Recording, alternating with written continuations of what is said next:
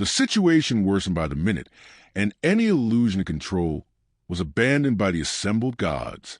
The atmosphere, previously charged with caution and silent disputes, gave way to a raw, almost brutal urgency.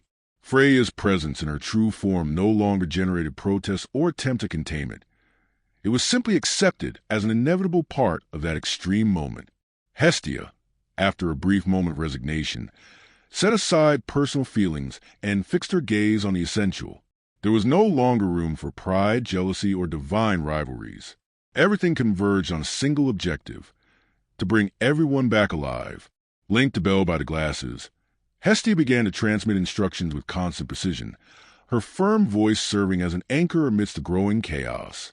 Each instruction came at the exact time, adjusted to the situation that changed with each corridor traversed.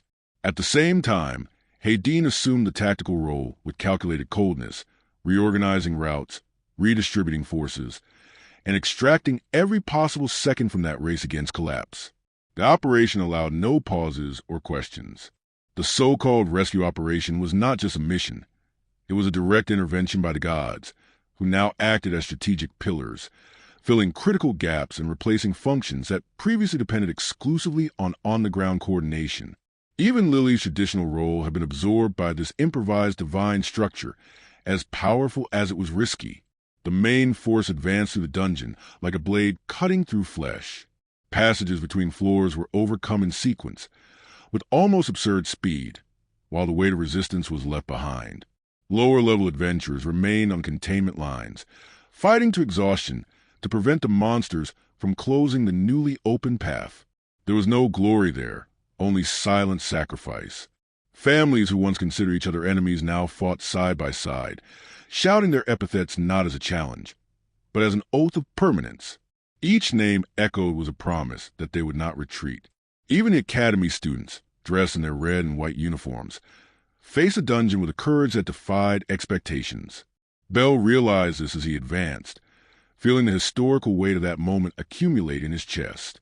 Not long ago, experienced adventurers and students were separated by distrust and open hostility. Now, they fought together, united by something that surpassed any faction war. Still, Belle forced his own mind to remain cool. He knew that this extraordinary cooperation was only the first move. Ahead, even harder decisions were being made, and each step taken in that overwhelming advance only brought him closer to choices that could define not only the success of the rescue, but the fate of everyone involved. As the descent progressed, the dungeon began to show clear signs of resistance. The initial speed took its toll, and the monsters emerged in increasingly dense waves, as if the labyrinth itself reacted to the mass invasion. The rear guard was under constant pressure, and the adventurers responsible for keeping the route safe fought tirelessly, aware that any failure would mean the collapse of the entire operation. The echo of simultaneous battle spread to the corridors, mixing steel, magic, and shouts of command in a chaos controlled only by collective discipline. Belle was on the front line, guided by the instructions he received in real time. Every shortcut used, every decision to advance or hold back, was a result of precise calculations made above, but executed with blood and effort down below. He noticed a growing fatigue on the faces around him, including his own, but also something different. No one retreated. Even wounded adventurers insisted on remaining standing, driven by the certainty that this mission transcended individual interests or old rivalries. The common goal, reaching the deep floors and rescuing the Loki Familia, became a silent oath shared by all, while the dungeon grew darker, more hostile, and dangerously alive. The understanding of the plan brought with it an even greater weight.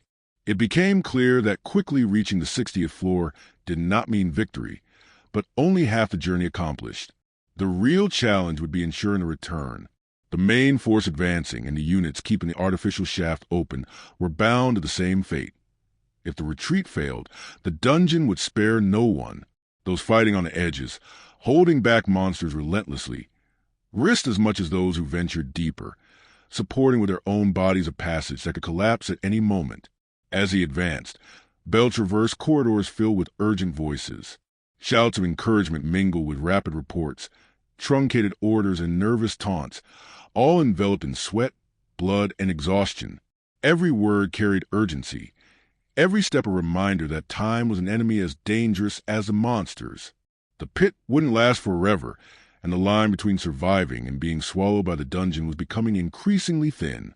It wasn't just a race to reach the bottom, but a contest against the inevitable collapse that was approaching. Under this overwhelming pressure, Belle's doubts threatened to emerge, but were contained when he met the firm gaze of the amber-haired fairy beside him. There was no need for words. In that shared silence lay the same certainty. A's and the others were waiting. That was enough. Belle took a deep breath, felt his determination solidify, and decided to move forward without reservation.